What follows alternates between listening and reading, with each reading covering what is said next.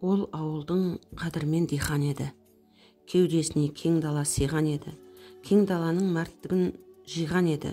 Көңілі түскен адамға қажет кезде жалғыз атын ойланбай сыйлар еді. Бәкір баба осындай дихан еді. Жайсаң жайлау жас пейіл бола тұра айтқанынан қайтпайтын қиқар еді. Сағынышын самғатып сан хатынан құлан жүйрік қиялмен таңдатырған ерке тайы бір күні ойда жоқта келін әкеп түсірді Алматыдан. Жалғыз ұлға құдайым сана берді, келін әкеп қуантты тамам елді, енді өлсемде арманым болмайды деп қарт жүрегі елжіреп сала берді.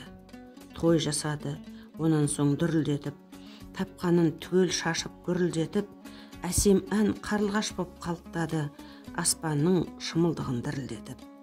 Сауыққа сақтап бағзы құмар қалпын, шарықтатты шал солай шынар даңқын, мынадай той қасқасу баурайында бұған дейін болмаған шығар бәлкім.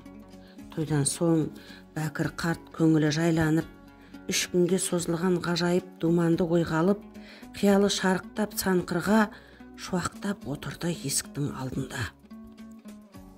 Тоқшылық керуенін тартқан, бейнетқор кеудеден атырған ақ таң, етпеуге болама уақытты мақтан, ұлына риза еді ол бақытын тапқан. Кенет келінінің жолдың жиегінде жатқан нанды теуіп өткенін көріп, қабағы түнеріп түндей, көңілі бұзылып нілдей, дауыстап перзентін шақырды қасына. Ал ұлым, күн туды басыңа, бірақ сен жасыма, қазақтың мейірбан даласын, кеудеңе тоқыған баласың, әттең-ай, әлі де шаласың. Жан адам көрмесін, беліңді бүгілген, қалдырмай келінді бүгіннен, қай жерден әкелсең, сол жерге апарып саласың. Әйтпесе, бітті бар әңгіме, жалғызым әкеңнен мәңгіге алыстап қаласың.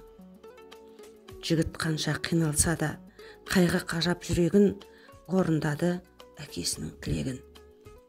Десек тағы нанды қорлау жатқылық, шалдың ісі шектен шыққан қаттылық, жас келінге обал болған екен тым, деп гөлесіп жатты жұрт. Содан бері міне қанша жыл өтті, қанша гүлзар көктем келіп туған жерді түлетті, көкірегінен желкен жайып тәтті үміт, қанша жігіт қырға шықты ат мініп. Мен ақын боп оралғанда аулыңа, қанша қыздар гүл сыйлады шат күліп, әжей тосып сары майын сақтаған, құрбыларым жырларымды жаттаған, туған далам атқа сүйеп қондырып, әпкем мені жұлдызым деп мақтаған. Соның бәрі Бәкір қарттың баяғы қылығындай әсер еткен жоқ маған.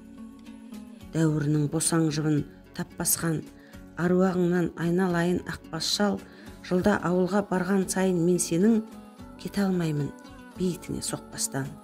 Үндемейсің қайсар тұлға оялау, қайран қартым құдіретіңе тоямау, бәлкім саған жұртқа ой салу үшінде қажет болды өз-өзіңді аямау.